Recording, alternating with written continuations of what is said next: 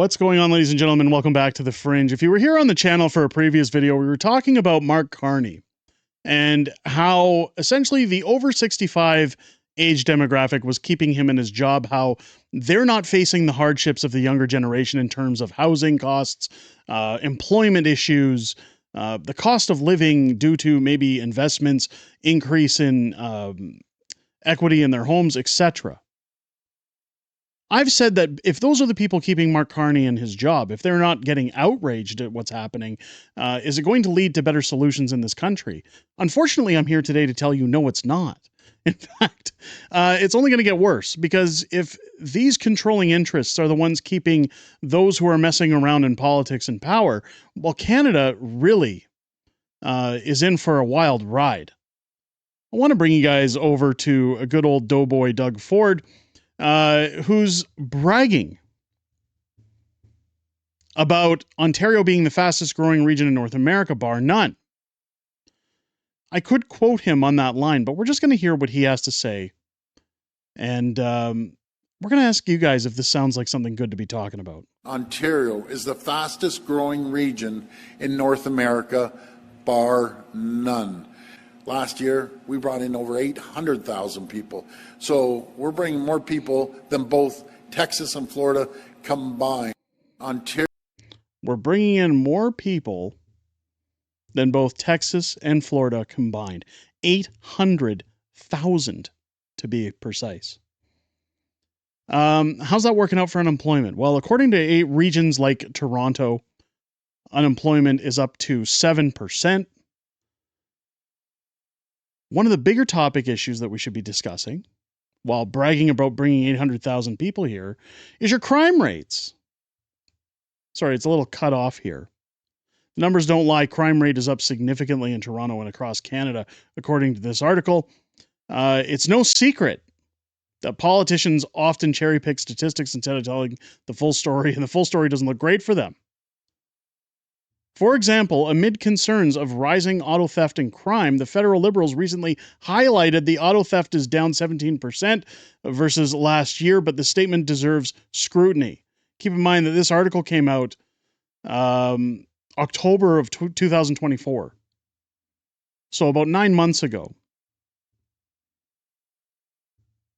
It says, it's true, according to an insurance fraud prevention group, there was a 17% year-over-year decline in auto thefts in the first half of 2024, but that doesn't mean the number of stolen cars is low. So you can't polish a turd. The reason for the year-over-year decline is that auto theft spiked significantly in 23, while down the first half of 24. Auto thefts remain at elevated levels relative to prior years. So it's still high. They're just trying to polish it and dress it up and put lipstick on a pig and say, hey, everything's okay, guys. Nothing to worry about here. It says, for example, the Toronto Police Service reports 5,049 auto thefts in the first half of 2024, down 21% year over year, but still very high relative to the first half of 2022, which was only 4,400. First half of 2021 was only 2,700. In light of the 82% increase in auto thefts in Toronto compared to just 3 years ago, the Trudeau government at that time shouldn't celebrate too loudly its record at stopping auto theft. In addition, cherry-picking auto theft stats ignores crime increases in other areas for the first half of 2024. Again, according to Toronto Police Service data, assaults were up 8% year over year. Breaking and entering was up 6%. Homicides were up 36%. Robberies 21%. SA violations were up 17%. And that's not just Toronto. Take the York region as another example, faced with the criticism that violent crime has risen dramatically in Ontario since the Liberals took office. A Liberal MP from the York region called such criticism false and misleading and declared our community is safe, citing York region's police published crime stats. But what do York crime statistics actually show? Like in Toronto, in the first half of 2024, auto thefts were down significantly versus 2023. Weapons violations and SA violations were also down. However, assaults, breaking and entering, drug violations, robberies were all up. Again, the longer trend shows most types of crime on the rise. Despite the decline versus 23, in the first half of 2024, auto thefts were 120% higher than in 2021. And compared to 2021, the first half of 2024 in York Region saw a 58% rise in assaults, 99% more breaking and entering incidents, and 193% more robberies, 69% more firearms violations, and 51% more violations with other weapons.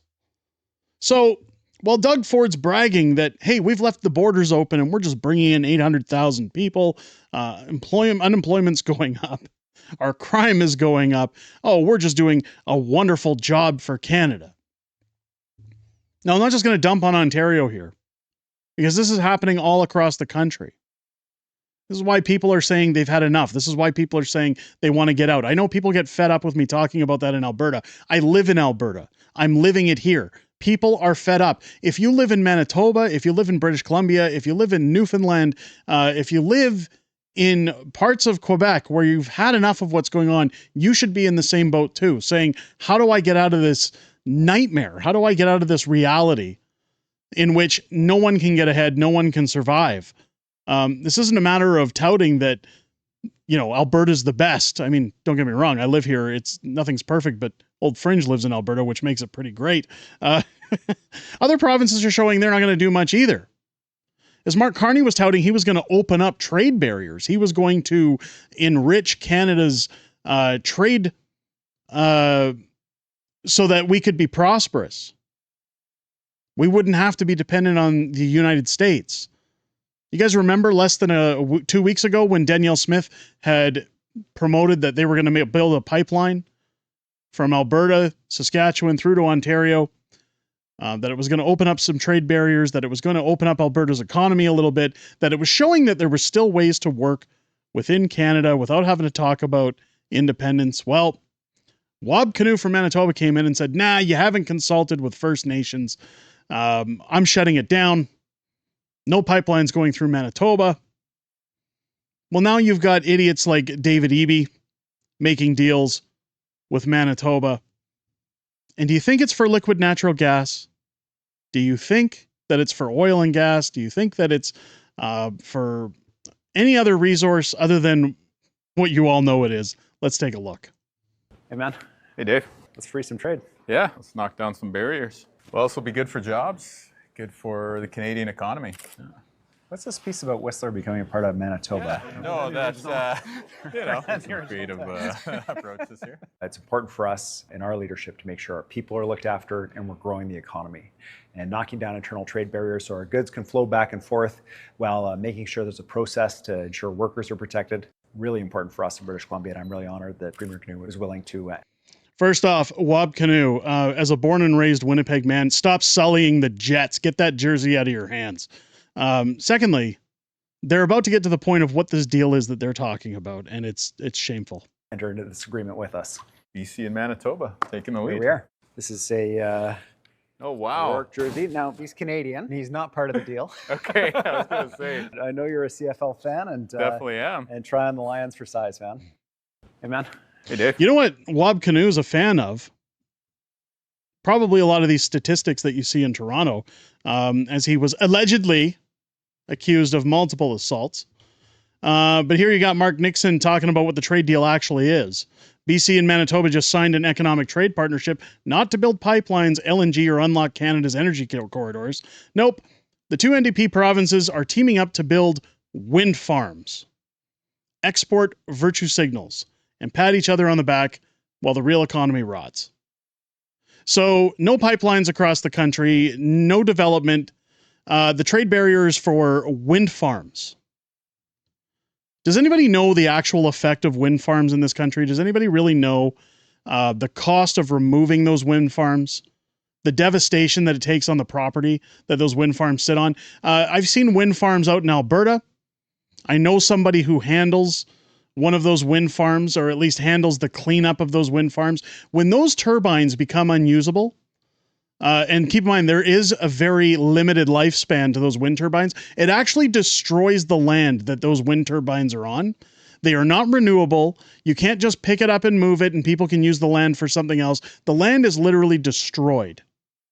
Wind energy is the biggest fairy tale I've ever heard of in this country, especially when you compare it to liquid natural gas, when you compare it to coal, when you compare it to any other form.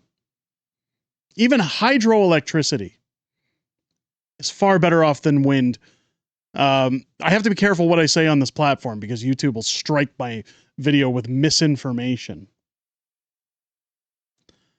If anybody can tell me one good thing that the premiers across this country are doing right now for our benefit, please let me know in the comments down below. Because aside from Scott Moe, aside from Danielle Smith, I really don't see a lot happening in this country right now to give any Canadian hope across the board that things are going to get better, that the economy is going to get better, that a trade deal is going to be reached, that the cost of living is going to go down. What we're seeing here is nothing more than grifting, gaslighting, and word salad. All talk, no action. The question I have for you, the viewer, after seeing all of this, after seeing what's happening across our country, what is it going to take for this to change? What do you feel in the comments down below it is going to take before the government gets the message that things got to change? Let me know your thoughts down below. If it's your first time here, I hope this video's earned your subscription. Make sure as you're hitting that button, you click the bell for all notifications. Join me live here on the channel twice now a week, each Wednesday and Friday night for Unhinged Fringe on Wednesdays, Friday Night Fringe on Fridays, with a plethora of co-hosts, as well as Mrs. Fringe on Fridays. We talk about everything that's happening this week in politics. We talk about everything we know that's coming up ahead, as well as Q&A within the greatest YouTube community on the platform. I always enjoy listening to what you guys have to say outside of making these videos, especially when we touch down on the videos that we've already put out this week. I most importantly look forward to chatting with you this Wednesday and Friday at 6 p.m. Pacific, 8 p.m. Central, each and every week here on the channel. With that said, ladies and gentlemen, I hope you enjoyed this video. I hope you have a great rest of your day. I'll catch you on the next one.